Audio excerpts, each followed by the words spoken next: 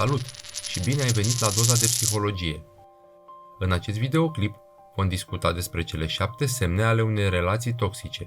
Este important să recunoști aceste semne pentru a evita situațiile destructive și pentru a-ți proteja sănătatea emoțională și psihică. Așadar, să începem. Semnul numărul 1. Controlul. Primul semn al unei relații toxice este controlul.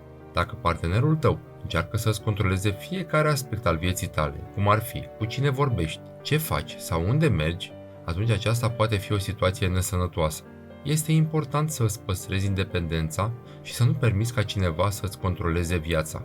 În plus, un partener care își exercită controlul poate recurge la violențe verbale sau fizice dacă nu îi sunt satisfăcute cererile. De aceea, este important să fii atent la semnele de control din partea partenerului și să îți păstrezi independența și autonomia personală. Semnul numărul 2. Critica. Un alt semn al unei relații toxice este criticarea constantă. Dacă partenerul tău te critică constant, indiferent de ceea ce faci sau spui, atunci acesta poate fi un semn că relația voastră este una nesănătoasă. Este important să te simți apreciat și respectat de către partenerul tău, nu să fii criticat sau blamat constant. De asemenea, este important să nu confunzi criticile constructive cu cele destructive.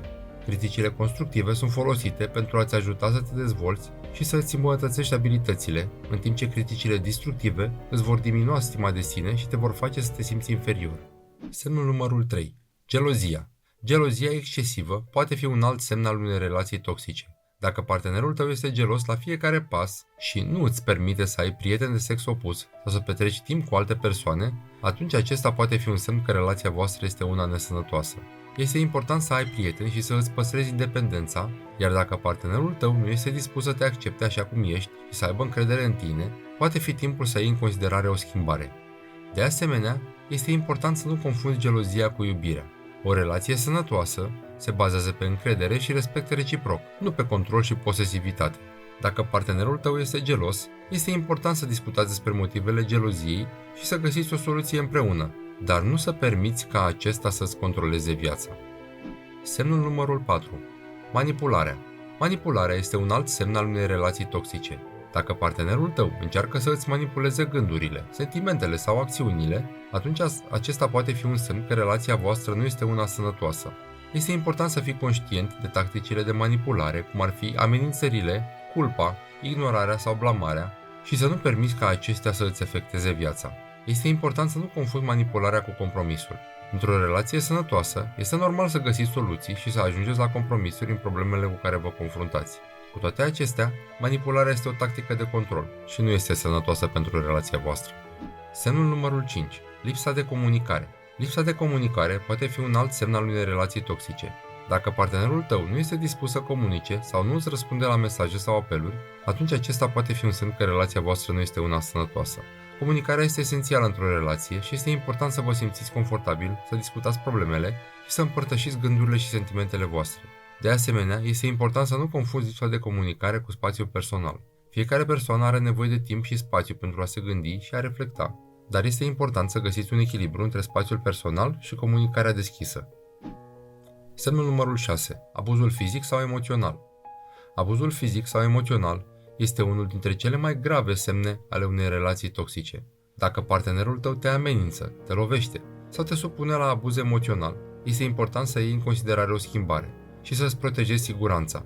Este important să înțelegi că abuzul nu este niciodată vina ta și nu trebuie să rămâi într-o astfel de situație.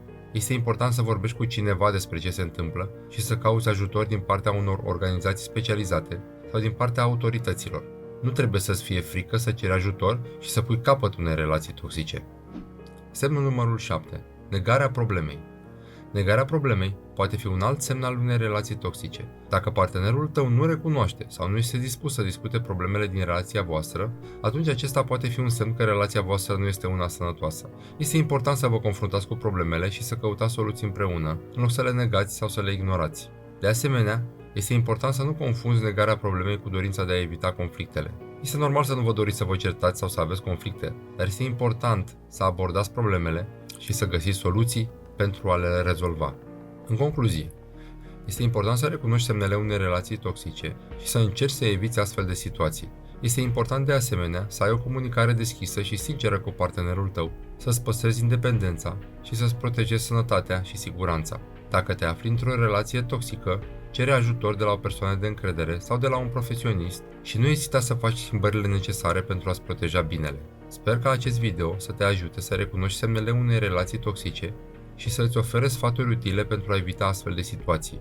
Îți mulțumesc că ți-ai luat și astăzi doza de psihologie. Nu uita să dai un like, să lași un comentariu și să te abonezi pentru mai multe informații utile despre sănătatea emoțională și psihică.